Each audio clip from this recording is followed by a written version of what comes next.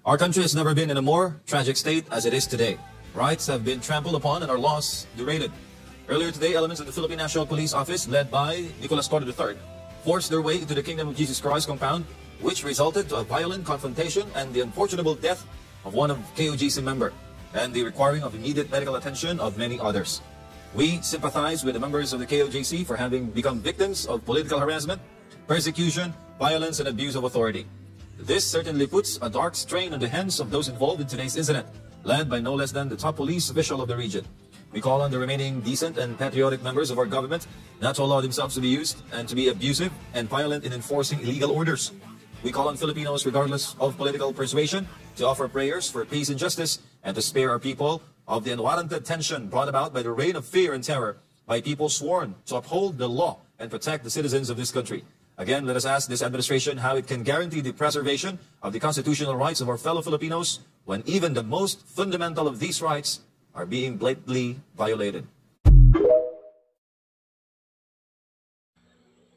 Hello mga kapatid, ito ay bilang isang mamamayan lang na kulang sa kaalaman. Hindi ko po alam yung buong istorya.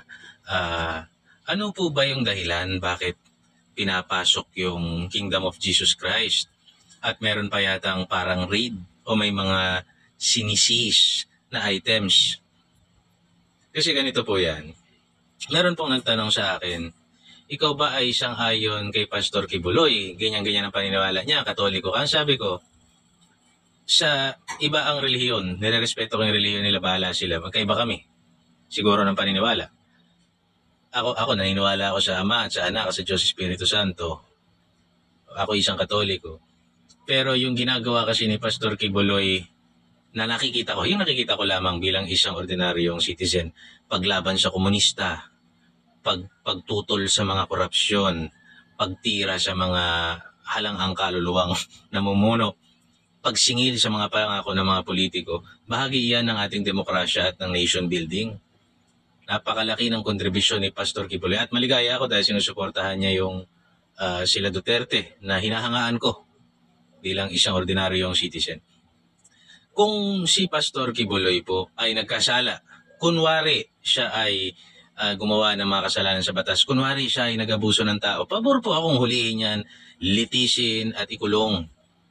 Subalit parang wala pong ganun hindi po yun ang direksyon na ipinakikita.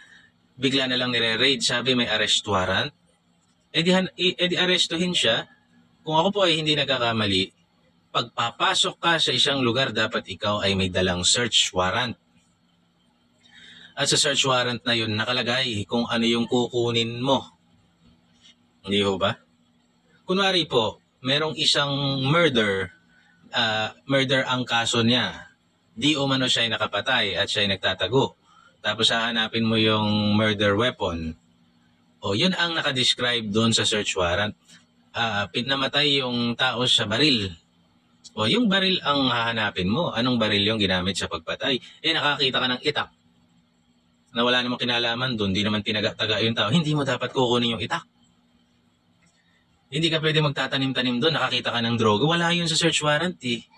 Murder lang ang pinag-uusapan. Ganun po ang pagkakaalam ko lang na teknikalidad ng batas. Di ka pwedeng basta papasok. Nakalagay sa konstitusyon yan para protektahan ang mga tao sa mga unlawful searches and seizures.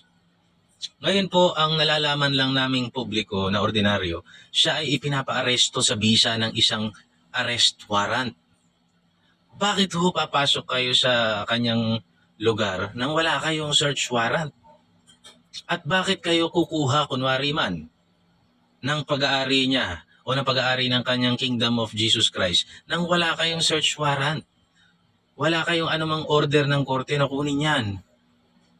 At bakit kayo manghaharas ng mga tao? Ito po, yun po ang, kasi po ang kailangan nyo lang dyan, makipag-ugnayan siguro doon sa mga tao o manghingi kayo ng search warrant, hanapin siya doon sa loob ng kingdom o kung anumang vicinity yan.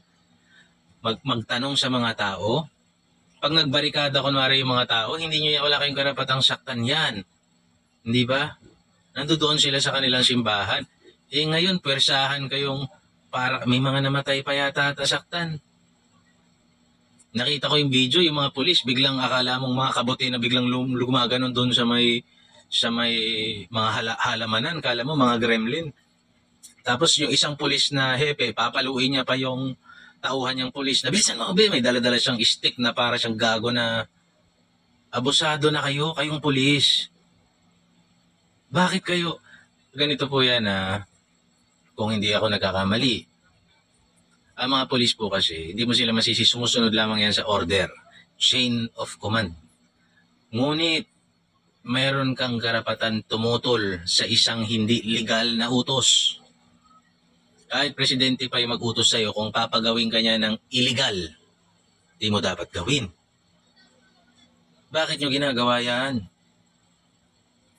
Tignan nyo po yung magiging epekto yan sa taong bayan. Kung si Pastor Kibuloy, na mayroong mga taga-suporta, may nagtatanggol sa kanya, may komunidad na nagtatanggol, sabihin mo ng malapit sa mga Duterte, taga Davao, kung siya gineganyan ninyo, papaano pa kaming mga ordinaryong taong walang kapit? Gaganyanin nyo lang din kami. Kayang-kaya. Kayang-kayang harasin ang karapatan ng mga... Asan yung batas? Nasaan yung due process of law? Nasaan yung pangako ng konstitusyon na proteksyonan tayo? Tayong taong bayan, nasaan na? Dahil lang sa politika? Ha? Kung may ginawang krimen si Pastor Kibuloy, by all means, hanapin nyo. Di ba may arrest warrant kayo? Fine, iserve nyo. Pero wala kayong karapatang manghimasok at mangharas ng mga tao ng, putya, maling-mali po yan. Maling-mali na po ang ginagawa ninyo. Hindi, tila baga, hindi na nirerespeto ng administrasyon na ito yung karapatan ng mga tao. At kung titignan mo ang politika, tahimik yung mga kakamping na nagsasabi nung panahon nila si Duterte raw ay hindi nirerespeto ang karapatang pantao, pinapatay daw yung mga adik. Bakit ngayon na ang dami yung abogadong mga kakamping, ba't din yung ipagtanggol si Kibuloy? Dahil mali ang ginagawa sa kanya ng administrasyong ito. Nagtutulong-tulong ba? Politika na lang ba lagi ang usapin natin? Ay ano nang kinabukasan ng mga tao dito? Di ba? Sabi, ang kabataan, pag-asa ng bayan, yan ang kagigistan nila. Yung katarantaduhan nyo na ganyan. Kaya paulit-ulit lang na walang mangyayari. Ilang saling lahi at henerasyon walang nangyayari sa bayan natin. Dahil puro katarantaduhan nyo, puro mga ginagawa nyo yung nakikita ngayon, yung ipinatutupad ngayon. At maraming tao o bata na kapag naapi yan, yumaman, nagiging abusado. Kasi nakikita nila pera lang tsaka connection yung paraan para proteksyonan mo yung sarili mo. Nagiging abusado. Imbis na maisip nila ay pag ako lumaki ako, pag ako yumaman ako, hindi ko gagawin siya kapwa ako. Hindi, gagawin nila kasi yun ang trend. Weather lang yan. Ako yung mayaman ngayon eh. Ako yung powerful. So yung cycle of kasamaan dito sa lipunan natin, walang pagbabago. Kasi kayong kayong mga nasa gobyerno, mga hayop kayo. Mga hayop kayo. O, isang hindi related. Pasensya na kayo. Harry Roque. Gumagawa ba kayo ng batas nung inimbestigahan nyo siya?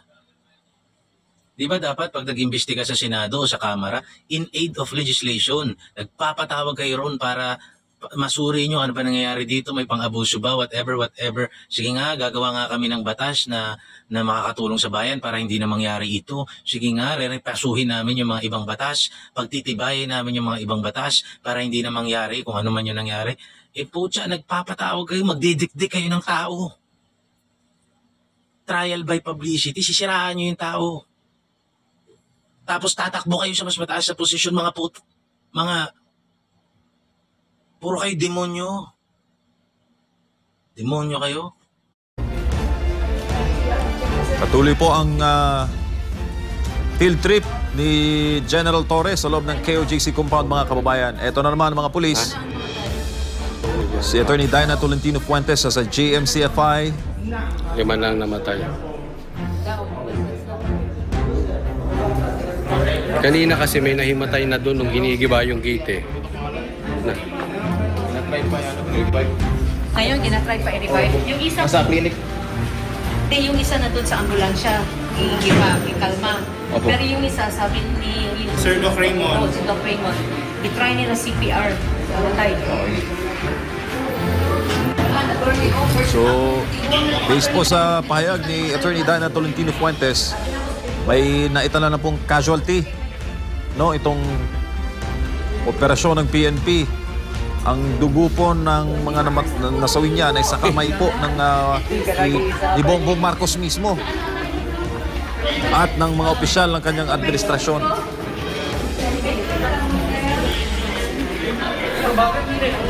Grabe ha. I-confirm natin yung report pero may 5 na daw namatay.